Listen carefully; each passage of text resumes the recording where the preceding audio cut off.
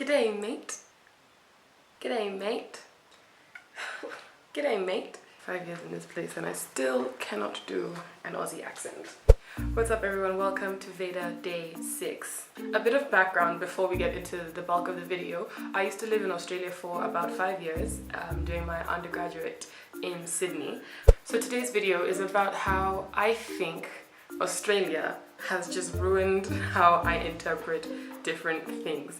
I was at the travel agency and I walk in and the lady across the counter, I'm telling her what I want and we're like having a chat and everything, and the whole time the lady's like typing on her laptop. She barely makes eye contact with me. She's just typing away, asking me questions, and I'm answering them. And then in the middle of the conversation she's like, so how you going? And I'm like, oh, this lady's so nice, like she wants to know about me. I'm like, I'm going great, like how are you, how are things, like, you know, how's everything going with you? And then she just pauses. And then she's looking at me, I'm looking at her, I'm like, why isn't she answering my question? And she's like, what? How are you going to the trip? Like, how do you plan on going? And I'm sat there like, oh, awkward. She's asking me how I'm going, what mode of transport am I going with? But in Australia, a lot of people will ask you, how you going? Hey, how you going? Oh, it's been a while, how you going? And it's not necessarily how are you going to the next place, it's how are you doing? And to me that always caught me off guard, because I'm always like, wait, when you say how you going, like do you want to know like a car, or like what? I'm good. So I used to answer both. Oh, I'm doing good, I'm going by car. So in this video I'm gonna go through a few things that I think are lost in translation, so they may have a completely different meaning in Oz than they do probably to the rest of the world. In Australia they really like to shorten words. Australia becomes Straya. Football, footy. Devastated, devo. Definitely, defo. Biscuit, bicky. Service station, servo. Breakfast, brekkie. So those are more like one-off words. They're also complete sentences that have completely different meanings to what you might think. So there's a day someone came up to me and they're like, have you seen my thong? Have I seen what now? Girl, what?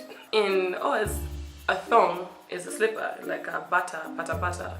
So she had one of her thongs on her feet, but she couldn't find the other one. Once she explained what the thong was, I was like, oh, okay, that doesn't make sense. I still don't understand how that's a thong, but that's fine.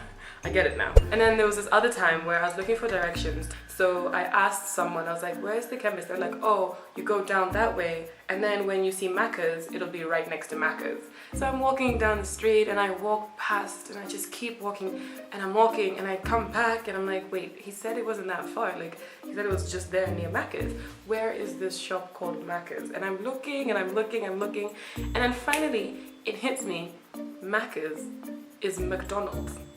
So another thing that was lost in translation for me was goon, and goon is basically that cask wine, the one that comes in the box. In Australia, the bottle shops are kept separate from the other supermarkets, so it's its own like establishment, and they call them bottle-os, where you come and buy alcohol. So you'd go buy goon from the bottle-o, and if you're driving in your car and you happen to pass the bottle-o, you'd have to chuck a Yui to come back and go back to the bottle-o. There are also though some things that we think that Aussies say that they don't actually ever say. I actually don't think I've ever heard an Australian person say shrimp on the barbie, but like when you come to other places they're always like, yeah, oh you Aussies and shrimps on the barbie and da da da, and I'm like, I've never heard that. The closest I've heard to that is a snag on the barbie. Now a snag is a sausage, so a snag on the barbie is a sausage on the barbecue.